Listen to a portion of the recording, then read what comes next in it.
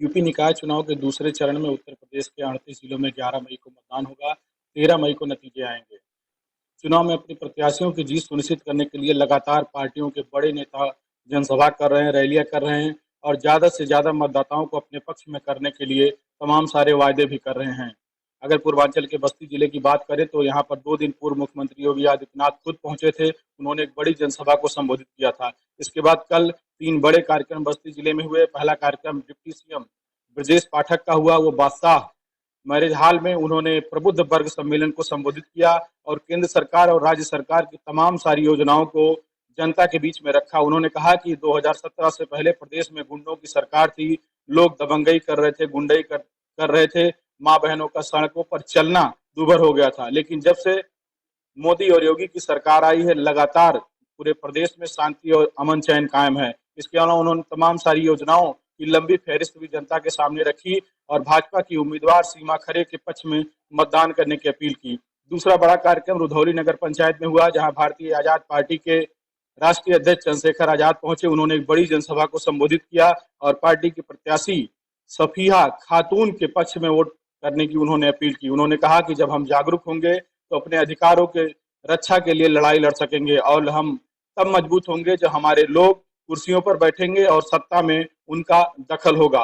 तीसरा कार्यक्रम गणेशपुर नगर पंचायत में हुआ, जहां पर सुहेल देव भारतीय समाज पार्टी के राष्ट्रीय अध्यक्ष ओम प्रकाश राजभर पहुंचे। उन्होंने महंगाई, गुंडागर्दी और तमाम सारे मुद्दों पर सरकार को घेरा और कहा कि इस सरकार में जनता सुरक्षित नहीं है, लगातार महंगाई बढ़ रही है, जो गैस है उसके दाम बढ़ रहे हैं, डीजल पेट्रोल के दाम बढ़ रहे हैं और सरकार इन दामों पर, इनकी कीमतों पर नियंत्रण करने में असफल साबित हो रही है। उन्होंने पार्टी के प्रत्याशी के पक्ष में मतदान करने की लोगों से अपील की। आइए आपको सुनवाते हैं क्या कुछ कहा डिप्टी सीएम ब्रजेश पाठक ने। कि खून की नदियां बहेगी, लेकिन मैं आभार प्रकट करना चाहता हूं माननीय प्रधानमंत्री नरेंद्र मोदी जी का कि जम्मू कश्मीर आज भारत का अभिन्न हिस्सा है।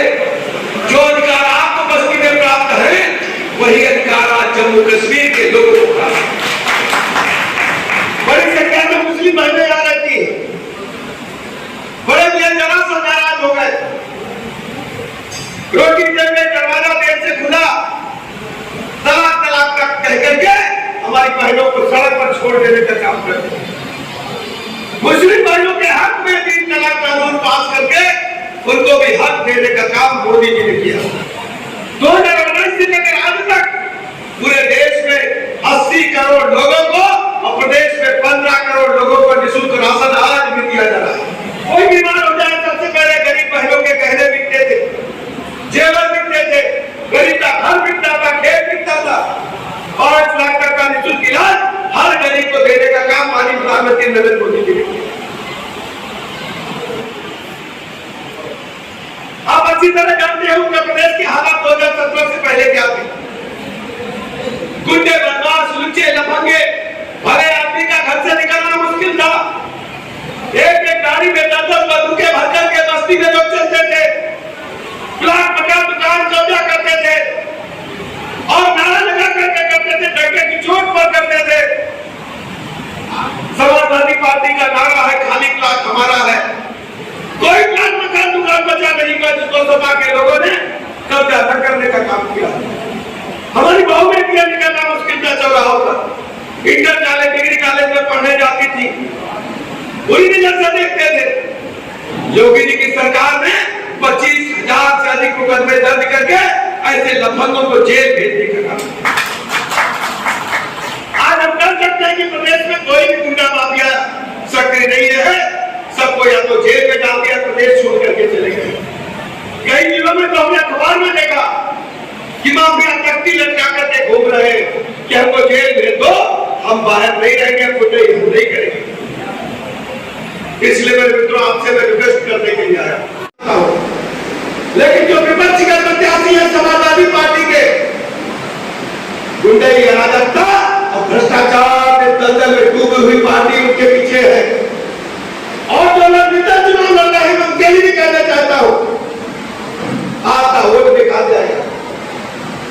भारतीय जनता पार्टी के पीछे आदरणीय प्रधानमंत्री नरेंद्र मोदी जी जो बस्ती को डेवलप करना चाहेंगे, बस्ती को नंबर 1 का नगर बनाना चाहेंगे, केंद्र से पैसा भेजेंगे, लखनऊ आ जाएगा। लखनऊ से चलेगा तो बस्ती लाने के हमको अनूप खरे जी को, सीमा खरे जी को जरूरत पड़ेगी। और मैं तो भरोसा दिलाता हूँ लखनऊ में बैठ कर बस्ती की नगर पालिका को नंबर 1 या नगर पालिका बनाने के लिए जो भी धनराशि की आवश्यकता पड़ेगी उसको बस्ती में खर्च करने का अधिकार भारतीय जनता पार्टी के प्रत्याशी के रूप में सीमा खरे जी को होगा। आपको सुविधा के लिए क्या क्या हो सकता है, ये जिम्मेदारी। देखो, सरकार पे हमने इतने लंबे समय भरोसा किया। 2022 में जो सरकार बनी, आप अपने ईमानदार से पूछो क्या उसने आपके क्षेत्र में काम किया? आपके बच्चों को उन्होंने रोजगार दिया? वो सरकार को ये चाहती है, उनकी विचारधारा है कि जितने सरकारी स्कूल है वो बंद हो जाए, जितने सरकारी अस्पताल है वो बंद हो जाए। इससे गरीब अगर जरा सा भी कोई इलाज कराने का काम करे तो उसको उधार लेना पड़े, अगर अच्छी पढ़ाई लेने का काम करे तो प्राइवेट स्कूल में जाना पड़े, मुझे पानी लेना है। देखो, मीडिया के साथ तो काम है सहयोग करना, अपनी जिम्मेदारी का काम करो, जिसका मतलब लिया रखो, ठीक है। मीडिया के भेद में आके 4 गोली मारे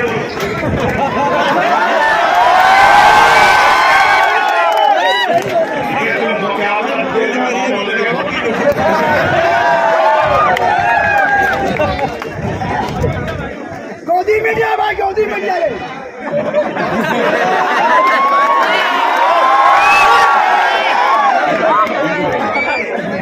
देखो, मेरी बात सुनो, ये जो मीडिया के प्रति आपका गुस्सा इसे भी समझता हूं, लेकिन जनता के पास गुस्सा दिखाने का मौका आता है।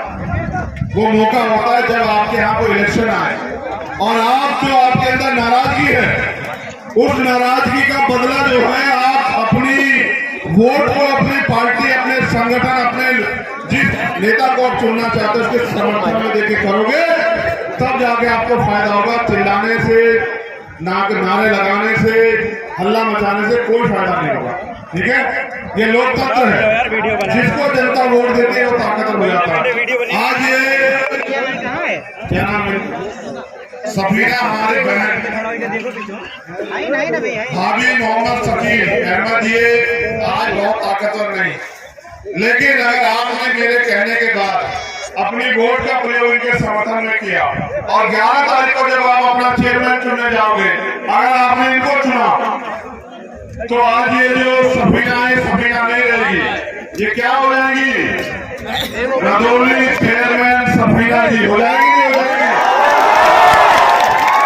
और जब ये रदौली चेयरमैन सफीना हो जाएगी तो आप